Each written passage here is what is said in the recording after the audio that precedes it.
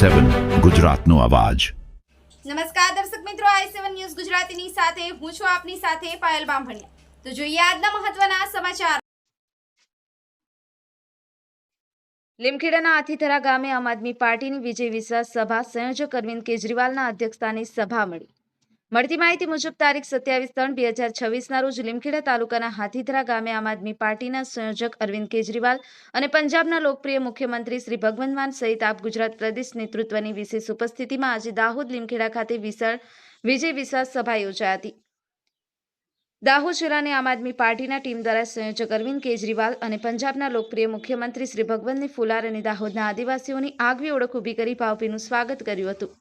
જિલ્લા તાલુકા પંચાયત ચૂંટણીઓમાં આપ પાર્ટીની જંગી બહુમતીથી વિજય વિશ્વાસ બનાવવા આગળ આવવા અપીલ કરી હતી અને અરવિંદ કેજરીવાલના હાથ મજબૂત બનાવવા અને 2027ની ચૂંટણીઓમાં સ્પષ્ટ બહુમતી અપાવી અને આપ પાર્ટીના હાથ મજબૂત બનાવવા આગળ આવવા અપીલ કરી હતી અને વીજળી બિલ અને આરોગ્યની સેવાઓ ખેડૂતોની અને આમ આદમીની મફત આપવા ખાતરી આપી હતી। MP, ML અને મુખ્યમંત્રી શ્રીઓને આરોગ્ય અને વીજળી બિલ માફ હોય તો આમ આદમીને કેમ નહીં? તમારી આમ આદમી પાર્ટીએ પંજાબમાં મફત વીજળી અને આરોગ્યની સુવિધાઓ મફત આપે છે તો બીજી સરકારો કેમ નહીં? તેવા શાબ્દિક પ્રહારો કર્યા હતા। Bureau chief Kalubhai Damor, i7 news Gujarati, Dahod. આદિવાસીઓને વનબંધુ, વનવાસી, ગિરિજન, જનજાતિ કરીને આદિવાસીઓનું અસ્તિત્વને ભૂસવાનું કામ કર્યું છે। આદિવાસી તરીકે અનેક વખતે રજૂઆત કરવામાં આવી કે અમે આદિવાસી છે, અમને શું કામ તમે વનવાસી બનાવો છો? છતાં ભારત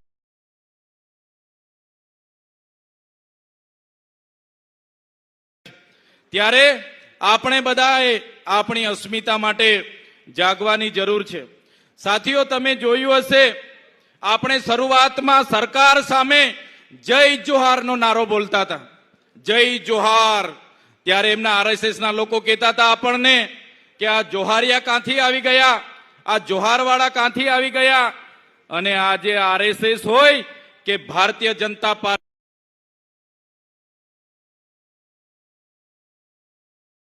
સમાજની તાકાત છે। સાથીઓ, તમને ખબર હશે, આજથી 3 થી 5 વર્ષ પહેલા આપણે આ વિસ્તારોમાં ભગવાન બિરસા મુંડાની પ્રતિમા મૂકતા હતા, ખાજ્યા નાયકની પ્રતિમા મૂકીએ, રાણા પૂંજા ભીલની પ્રતિમા મૂકીએ, જલકારીબાઈની પ્રતિમા મૂકીએ,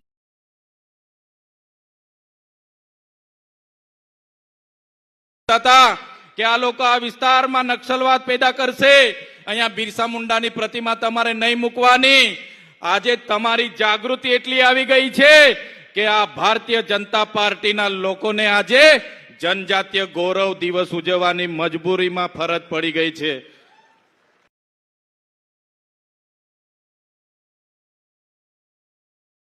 કરતા તમારી જાગૃતિ આવી ગઈ, તમે ખલનાયક બિરસા મુંડા, જનનાયક બિરસા મુંડાની વાત મુકતા ગયા।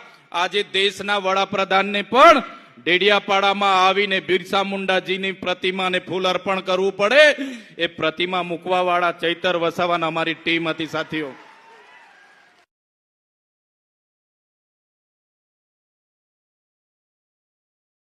આપણા જે આઝાદીના સંઘર્ષના સાથીઓ આઝાદીમાં શહીદ થયા, એ ચાહે ખાજિયા નાયક હોય, ટાટિયા મામા હોય, ગુરુ ગોવિંદજી હોય, બિરસા મુંડા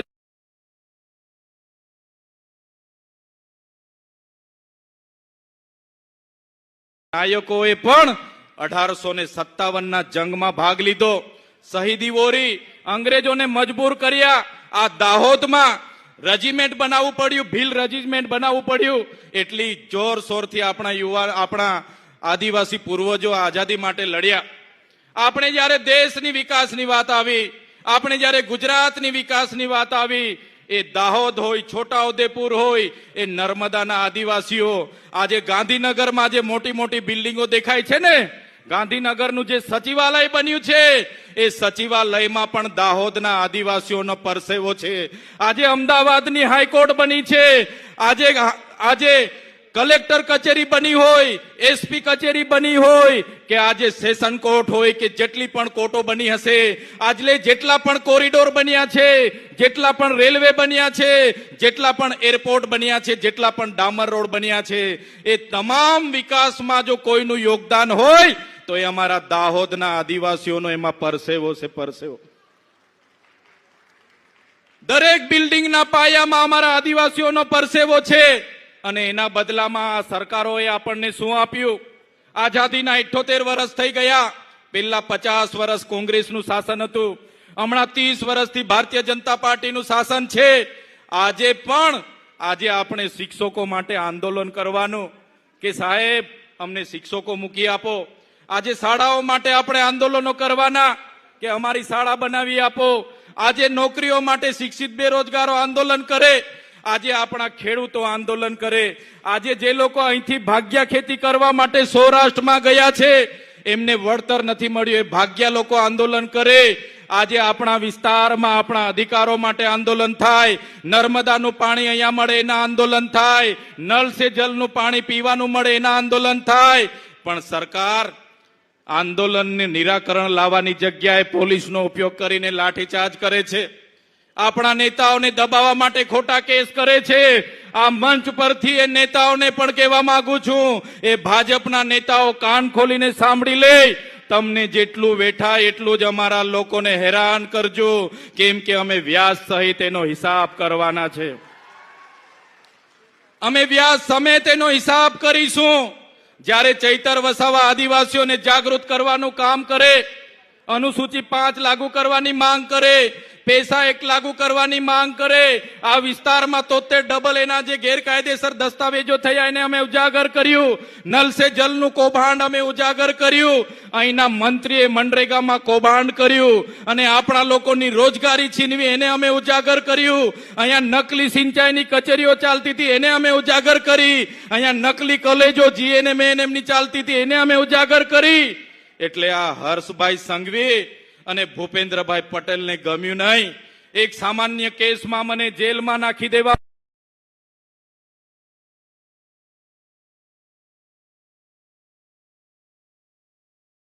તારીખ પર તારીખ મને 80 દિવસ સુધી જેલમાંથી બહાર નીકળવા ન દીધો.